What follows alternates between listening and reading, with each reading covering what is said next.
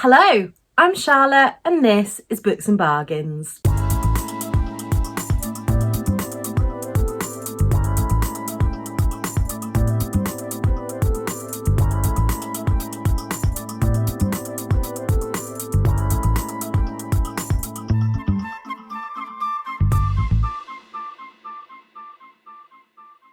Today I'm coming to you with my April and May wrap up. I didn't film a wrap up in April because, quite honestly, I just was in a bit of a reading slump. I did read some good books, but I just wasn't picking up books as often. And I thought if I do the same in May, I'll pick up at the end of May and there'll be about 10 books in total. Well, I read 12 in May, so we now have 17 books to go through, plus 3 DNFs. So get yourself a drink. I have got my choc and roll coffee with cherry syrup, which is beautiful. So let's get right in. So like I say, in April, I read 5 books and DNF'd 1. I got this as an average 4.38 star reading when my year average is 4.12. So actually, despite the fact that I said that I was losing my mojo a little bit, what I think happened in April is that the only books that I finished were the ones that I was really enjoying, and the others are still lingering on. It doesn't mean that I'm not enjoying them. There's a couple that I'm reading via NetGalley that I think are going to be kind of 3.5 stars, and I just haven't been prioritising them. But that's just how my brain works. I am going to get them finished. I've already said this morning that I am now going to put myself a little rule in that I have to read at least a chapter of one of them before I get into my kind of books that I'm chomping at the bit for. So let's start with the DNF. So I DNF'd Until I Met You by Amber Rose Gill. Now my issue with this book was that it's a romance, right? Obviously. And it was set in Tobago. But reading it, I didn't get the richness of the place. I felt like I could have just been reading it could have been set anywhere. And I think when it's somewhere that's a destination, I really need to feel that place. I then did try to listen to it via Scribd, and the author reads it herself. And I think that was a big mistake because it was just so monotone. There was no kind of difference between any of the characters, and yeah, I didn't get very far into this one before I DNF'd it. I just knew that it wasn't going to be for me, so that one will be leaving my collection. I then read, as part of the sister along that was hosted by Victoria, Act Your Age Eve Brown, and gave this a 5 star. This was a reread. What more can I say about it? If you haven't read the Brown Sisters trilogy, you obviously haven't been on my channel very long. But in this one, we follow Eve Brown, the youngest of the 3 sisters. And this is a definite grumpy sunshine trope, which I love. Eve, it's a bit of a flitter. She flits between careers, and her parents have given her an ultimatum that they're going to cut off her inheritance unless she finds herself a job. And so she does exactly that. That day she drives to the middle of nowhere and asks for a job at this B&B that she finds. This book is hilarious. It's weird. Every time I read the Brown Sisters, I say every time, I've read them twice through now. When I go into it, I always say that Eve is my favourite sister, and I still think that stands. But on my reread, I loved all 3 sisters, so there is not much in it. Literally, I finished Chloe Brown. I was like, nope, Chloe's my favourite sister. Then I finished Danny, and I'm like, nope, Danny's my favourite sister. So I would love some more from this world. I think there's a lot of places that Talia Hibbert could go. This world, it's our world, but you know what I mean, this place. And I would love to see more from the 3 sisters in the future. Goes without saying that that one will be staying in my collection. I then read The Paris Connection by Lorraine Brown, and this is one that I had on my NetGalley TBR for far too long. So thank you to the publishers for sending me that one. I enjoyed this one. I gave this a 3.5 star. Paris was never one of those places. I don't know whether it's because I went to Paris a lot when I was younger, and I know that's going to sound really weird, but I had a friend whose dad ran coach trips, and if there were any spare spaces, we'd go at kind of mates rates. So Paris to me has that kind of connotation. I've never really understood the kind of romance of it, and it's never been somewhere that I've wanted to visit as an adult. However, reading this one, I really, again, clicked with it.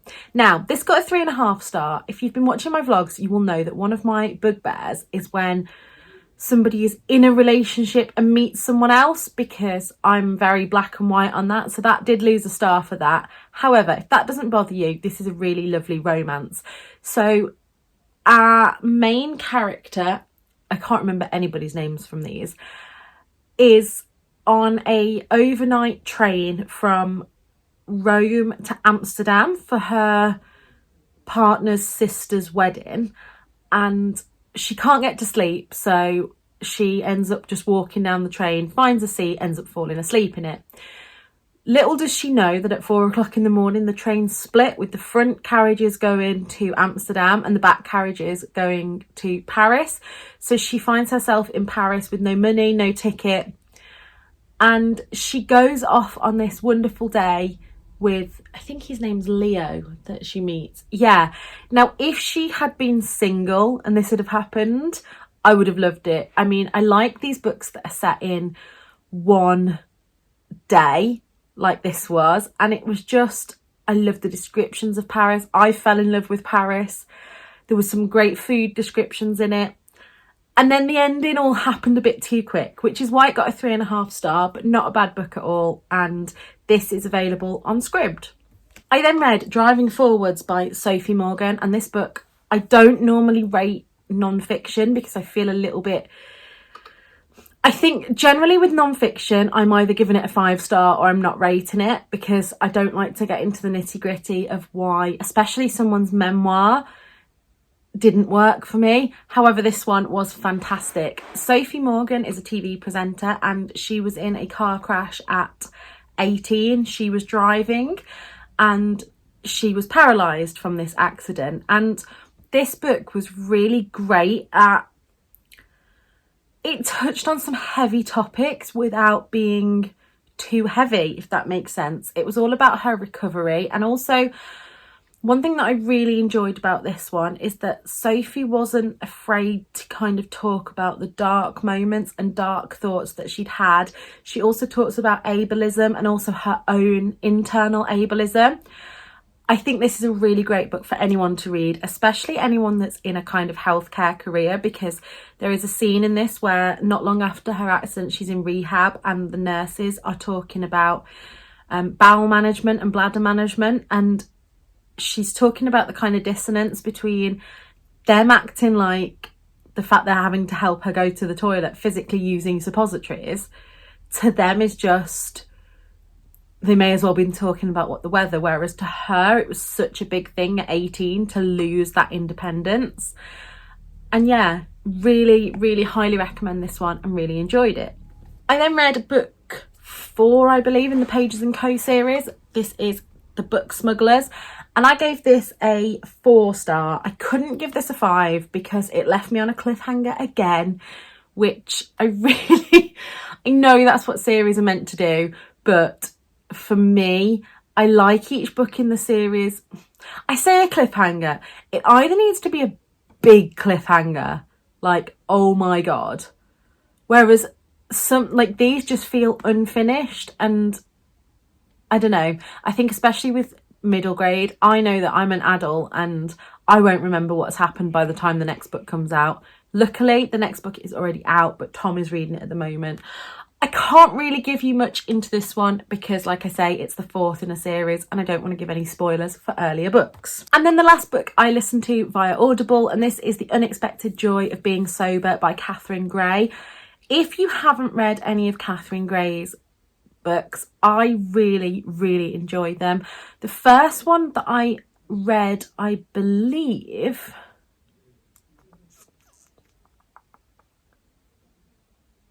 I'm not sure, you know. I think the first one I read was The Unexpected Joy of the Ordinary. Now, this is one that I have on audiobook and I listen to again and again and again.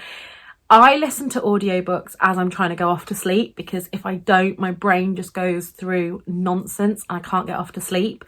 However, I don't like to listen to audiobooks that I haven't read before, because then it stops me from going off to sleep, if that makes sense. So this is one of the ones that I listen to on repeat because I just love it. The Unexpected Joy of the Ordinary is just, it's talking through kind of hedonic adaptation and how to be happy, basically. Yeah, and I really enjoyed it. What more can I say? But that's not the book I read this month. I went back to her original, The Unexpected Joy of Being Sober, which is something that I've seen a lot of content on the internet about, especially 20-somethings becoming sober. I'm not someone who is sober, but I'm also not a big drinker. I have never really been the kind of person that drinks at home.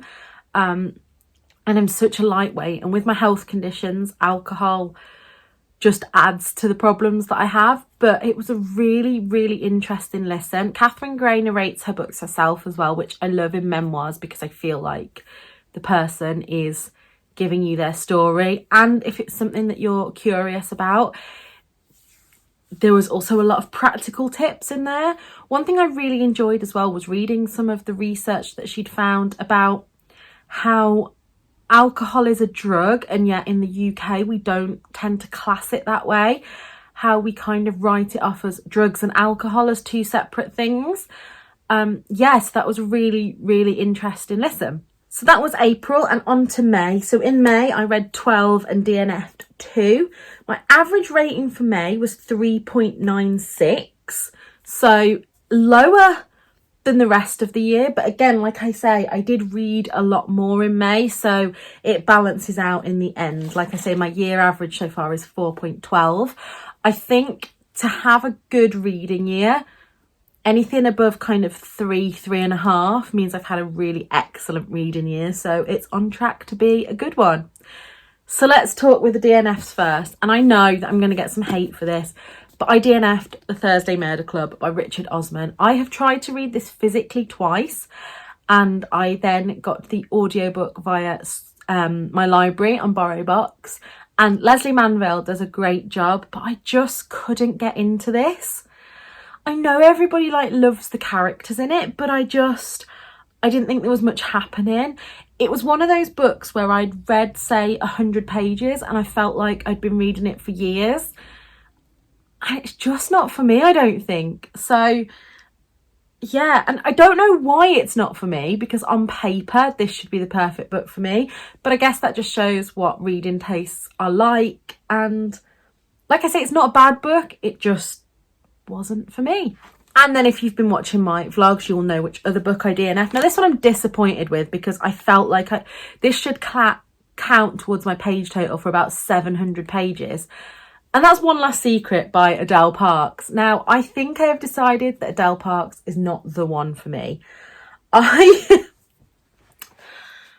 was really getting into this. I was a bit on the fence about, we're following a sex worker, and I couldn't tell if the author was judging them or not. Like, it wasn't clear to me. And again, on paper, it was a holiday abroad. She has a luxurious week where she can leave the dangerous, difficult escort world, and then she's going to get married. And it was going really well. I love a thriller set in a hot country like a villa or anything like that. But then, just as I was really when I was feeling like I'd read 300 pages and it should be the end, we flash back 11 years. So then I powered through that and thought, okay, I get it. Yeah, okay. And then we flashed forward, and I just got to the point where I was just like, this feels like it's never going to end. I'm getting bored of this. So I looked up spoilers, and I'm glad I did, because if I'd have read on to find that that was how it ended, I'd have just wasted more of my life. So yeah, that one will be leaving my collection. I know a lot of people love this. I've seen a lot of love for this on Instagram recently, but it just wasn't for me. And yeah, I've read Just My Luck by Adele Parks. I really, really enjoyed. But both of you, I was kind of on the fence on, and I invited her in, really bored me. So I think me and Adele Parks are not going to be in a relationship anymore. Not that she cares. Adele Parks is such a huge popular author. I don't think that me not reading her is going to affect her in the slightest. I then read The Cruise by Catherine Cooper, and this was a ride. I've given this a 3-star. I enjoyed the experience while I was reading it, but was it the best thriller? No. Did I finish it thinking, what the heck just happened? Yes. And I took this on the cruise with me. I'll link above the video. Like I say, I really enjoyed it when I was reading it, but it was very far-fetched. I expected it to be different than it was. I wanted, again, a closed... what do they call it? Like a closed circle thriller where I wanted it to all be set on the cruise. There was a lot of flashbacks. And I know you need these flashbacks, but they just take me personally out of the story a bit. The characters... which one was this? Oh, yeah. So everyone on board has a secret. I just wish that a lot more of it had been set on the boat rather than back in the past. But this did make me think a little bit. And when I was reading this, there was a lady that came up to me and said, oh, I've read that one, it's great. And literally every time I thought I'd worked it out, there was a twist. And I was like, whoa, I was not expecting that. So yeah, it did give me a good time. But objectively, would I recommend this? I think if you don't read a lot of thrillers, it was quite easy to follow. But I like my thrillers with a little more depth to them that this one didn't have, and a little more atmosphere. So there's that. I then read The Cruise by Caroline James, and at the time I again gave this a 3-star, but I'm bumping it up to a 3.5 because this is one of those books where after I finish it, the same way that I feel about the characters in Heidi Swain books and Cressida MacLachlan books, the characters were 3-dimensional, and so it's been nearly a month since I finished this. And I'm still thinking about what the characters would be doing now. Like when I pick this book up, I straight away go, oh yeah, this, I don't want to give any spoilers, but I wonder what they're doing now. And I wonder what he's doing. And I'd love a follow-up. I'd love the 3 characters to meet up again. And yeah, so basically the plot of this one is that we have our 3 main characters, Jane, I can't remember the other one's names, Anne, Jane and Kath, that's it, who decide to go on a luxury cruise for Christmas. They cruise around the Caribbean. I felt like I was there. There were some great descriptions in it. They meet a great host of characters on the ship. And there were a few things that made me uncomfortable with this one. Like, firstly, there is a character, and I can't remember if it's ever said, yes, he does have dementia, but it's alluded to at least. And at the beginning, I kind of thought that the author was going to make fun of that, but actually it was handled really sensitively and really nicely going throughout the book. And also the plus size representation of Jane. First of all, this is Jane. Now, when I have a plus size character in a book, I want them to be fat on the cover. That's a personal thing that has always bugged me. Don't tell me, there was a book that I read where I don't think in this it ever mentions exactly what size Jane is, but she's plus size. And there was another book where the main character was a size 24 and the picture on the cover was like, no, give me a fat, beautiful woman. Don't, yeah, that's a different story. And I didn't quite,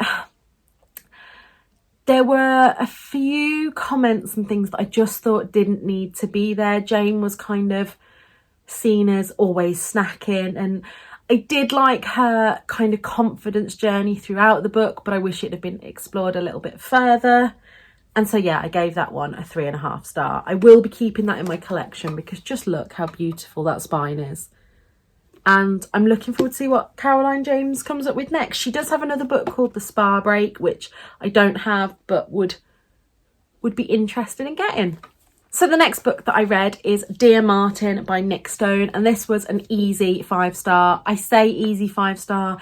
This was not an easy read. This was really thought-provoking, and I had to read this one slowly. This follows our main character Justice, who at the very beginning of the book is trying to help his ex-girlfriend, who is mixed race, I believe, but white passing, is trying to drive her car, but she's drunk, so he's trying to get her out of the car to safety when he's handcuffed and a police officer, arrested because he's been racially profiled and they think that he's trying to attack her.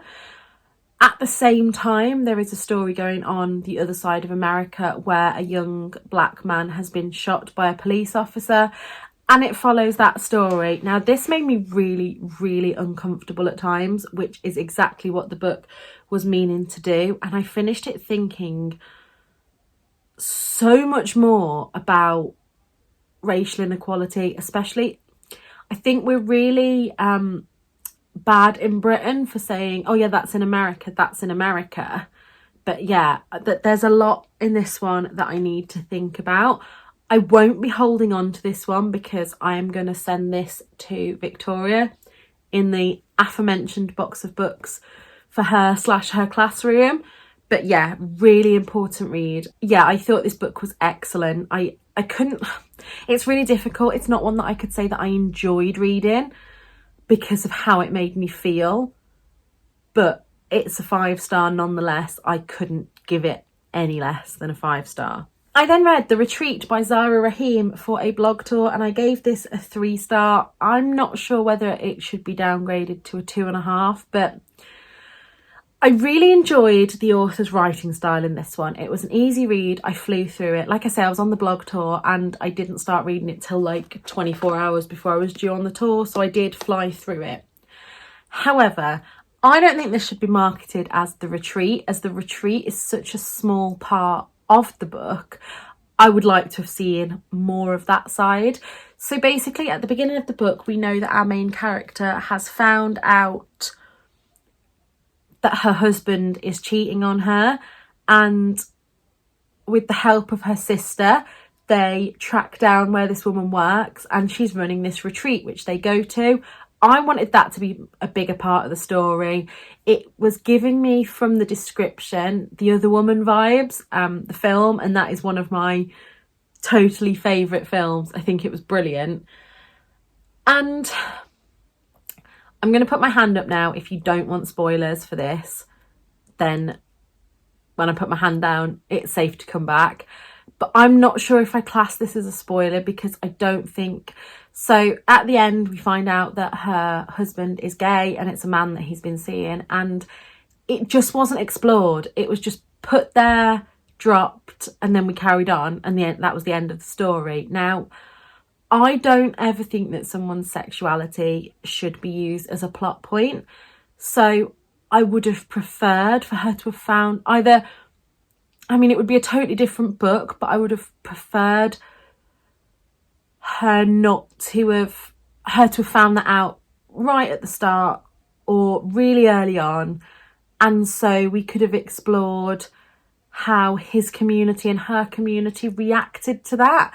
That would have been a book I definitely wanted to read. But as it was, it just felt like it was thrown in, end of story. So yeah, I won't be keeping that one on my shelves.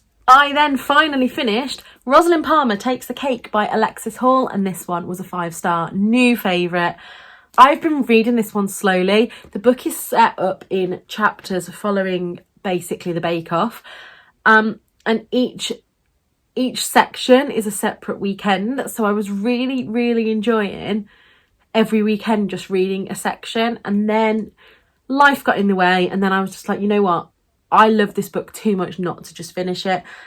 Rosalind Palmer is bisexual, and the bisexual representation in this is perfect.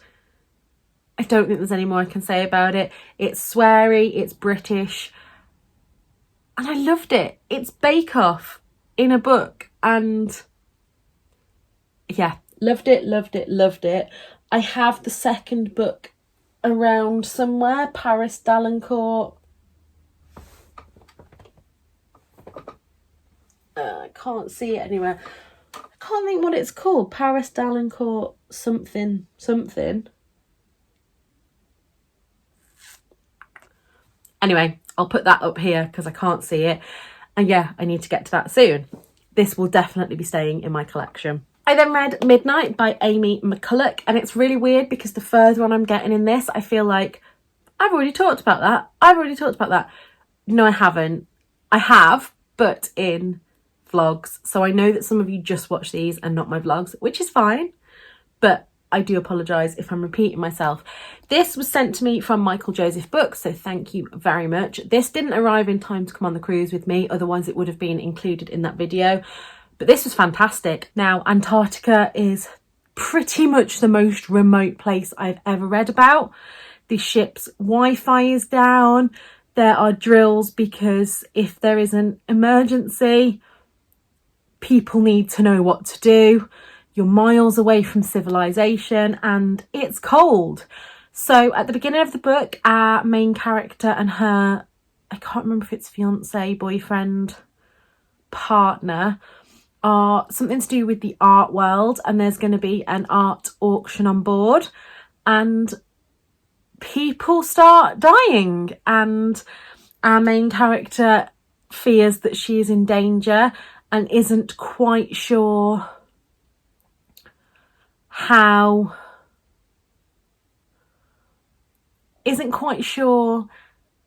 to get out of it, isn't quite sure if she's being paranoid, and also knows that there are things going on that she can't quite work out.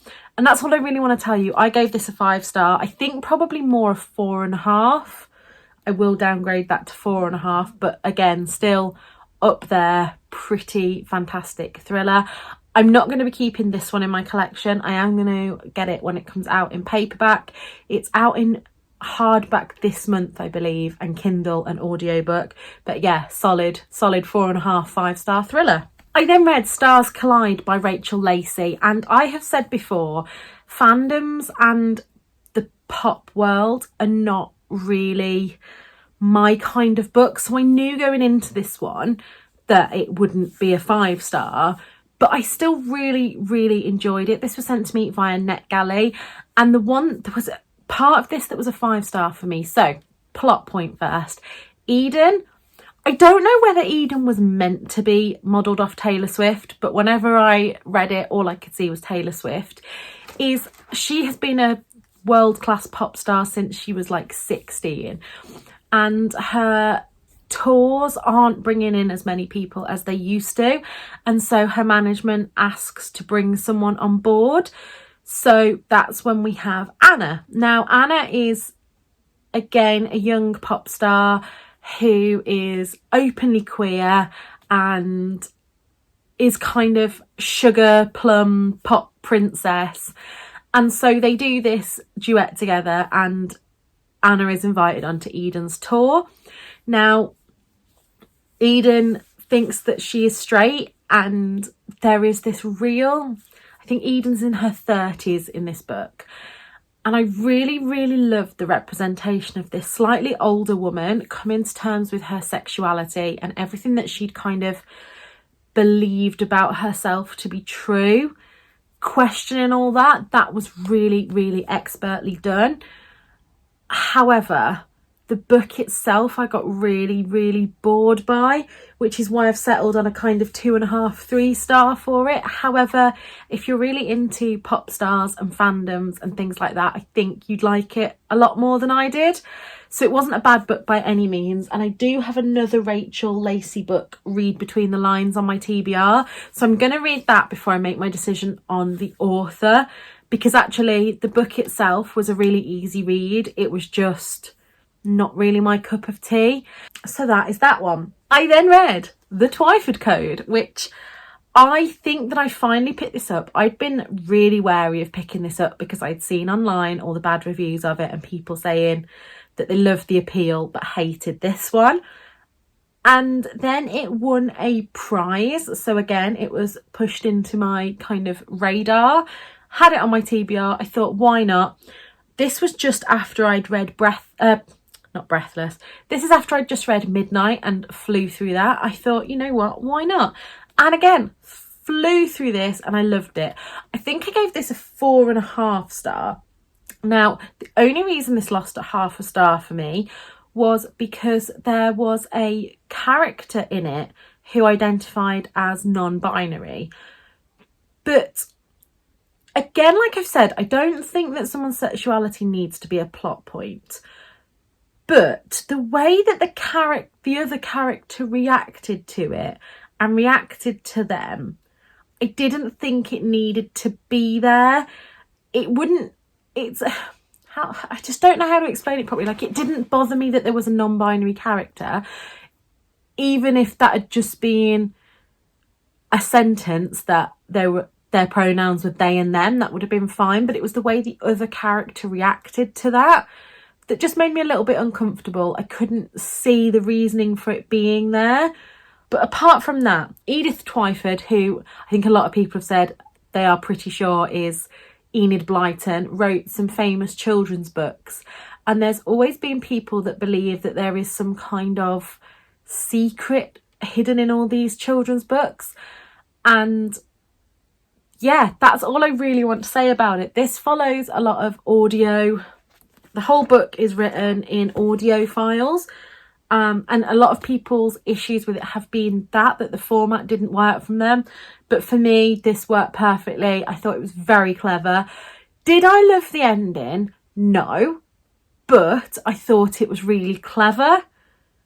So yeah, I really enjoyed that one. And like I say, gave it a 4.5 stars. So then while I was on a bit of a thriller kick, I read Her Name Was Rose by Claire Allen. I literally just picked up 4 of the longest stand. I've got a shelf down here. If you remember, I did a book, Trash My TBR, the longest, or these books from 2019, and this was on there. Literally picked up 4 thrillers and said to Tom, which of these should I read? And he picked this. I really enjoyed this one. This isn't Claire Allen's debut, but it's her first thriller. She wrote more women's fiction before this. And I think there were a few teething problems in this one. Again, why I've given it a 4 star. There was some mental health representation that I was a bit iffy on. And again, didn't love the ending of this one. But that said, I know from reading, I've read The Nurse and In the Dark. I can never remember if it's called In the Dark or After Dark by Claire Allen. And really, really enjoyed both of them. Gave them a 5 star. So I think this is a good book. I think this is very reminiscent of thrillers at the time. You can just tell from the cover. Do you remember a few years ago when all thrillers had kind of fluorescent writing on them? But enjoyed this one. Again, flew through it, and I part listened to this on Scribd. So I think I've said before, I've been having some really weird head days recently where reading just doesn't work for me. I look at the words and they all melt together and my head aches. So it's been great to get books that I'm really into that are also on Scribd, because I don't always like listening. I do like sitting in an afternoon, especially when Nana's watching rubbish on telly, and reading my book. But it's been nice to be able to chop and change between them. I don't know if I'm keeping this one in my collection. I'm really trying to just keep books that I know that I will reread. But then when it's my favourite authors, I also have a like, oh, I want to collect them mindset. So I'm going to keep it for now and we'll see. I then read Heidi Swain's Book Lovers Retreat, and I gave this a 3.5 star. This was great. I think if you haven't read Heidi Swain before, this is going to be a good starting point if you don't want to get into a 7, 8, 9 book series. However, I think from being a standalone, it did lose a little bit of the magic for me. One of the things that I really like about returning to Nightingale Square or Wimbridge or Weymouth is that I know the characters. And I think I said in my vlog, it feels like coming home when I read these. This one, however, is the retreat itself. I vividly had in my head the house from The Holiday, and the book Hope Falls. I call it Hope Springs every time. Hope Falls, the book and movie, was set at this house and the surrounding area. And so our main characters are going there for a summer to really find themselves, work out some decisions in their head. I did like that this had the topic of gaslighting in it and also grief. There were a lot of heavier topics in this one, and I thought they were dealt with really well. One thing that I didn't like about this one was a lot of the romance centred on miscommunication trope, which isn't my favourite. Cheating and miscommunication are both up there with things that make books feel, even if I love a book, I could never give it a 5-star if it has those things as a central theme, because it just feels like a stone in my shoe the whole time that I'm reading it. However, really enjoyed this one, and again listened along on Scribd, half and half. And yeah, Heidi Swain continues to be an Insta-buy author for me. I sometimes think with authors that are Insta-buy, and Heidi Swain now has 16 books, I believe. So had I read that as a standalone from an author I'd never read before, I wouldn't have as much to compare it to. So I always think that sometimes that is a little bit unfair to the author. But I love Heidi Swain, always will love Heidi Swain. Yeah. What I do like about Heidi Swain is there's never any...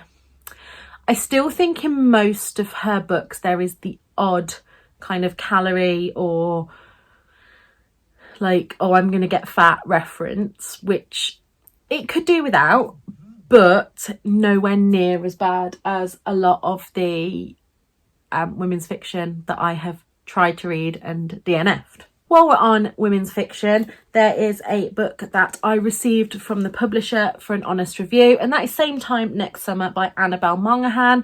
Again, this had one of those stone in the shoe things for me. So our main character, Sam, is all grown up living in, I believe, New York City. That's another thing. I don't generally like things set in America, and yet both of Annabelle Monaghan's books have been, and I've enjoyed them both. So, like I say, you never say never. She is engaged and they go to spend a week at her mum and dad's beach house on Long Island, and she really remembers what she was like when she lived there. And I love a book about going back to somewhere you grew up and how sometimes that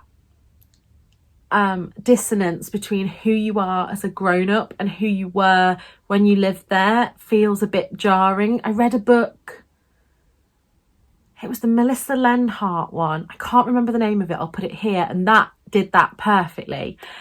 And she begins to remember her kind of teenage love. This was a great beach read.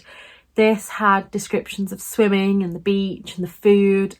However, like I say, I don't like that trope where someone is engaged, married, coupled up, and they meet someone else, even if it's someone from their past. I don't like having one foot in this relationship until you see where this one goes. And so that did rub me up a little bit the wrong way. But like I say, really easy beach read, and I would recommend that one if that doesn't bother you. And that one won't be staying in my collection. And then, have I rambled on too long? Possibly. But this is my favourite book of the year so far, and that is Her Majesty's Royal Coven. I read this in 48 hours. I stayed up past my bedtime last night reading it because I just could not put this down. This is a very, very British humour book. This is sarcastic and sweary, and it is perfectly me. It is political, it is witchy, and yet I don't know what to tell you about it. So we are following some witches who were all friends and all took their oath at the same time. However, as they've grown up, things have happened, and one has become the High Priestess of Her Majesty's Royal Coven. One used to work for HMRC but now doesn't and is living as a vet. One is a bit embarrassed of her witchy roots and wants to live a mundane life as a housewife. And then we have a queer black witch who has set up her own coven because she doesn't like the old-fashioned rules of this coven, and it was just perfect for me. It's one of those books that I wouldn't say, yes, everyone should read this book, because I think it's a very specific type of humour in this one. But this was kind of, me and Victoria were saying on her live on Monday, there's like a Venn diagram, and there's not many books that overlap for the two of us, but if they do, they're 5-star reads, and she was right about this one. I am now going to go straight on and read the second book, but this almost didn't make it into the May wrap up. But like I say, I finished it at like midnight last night.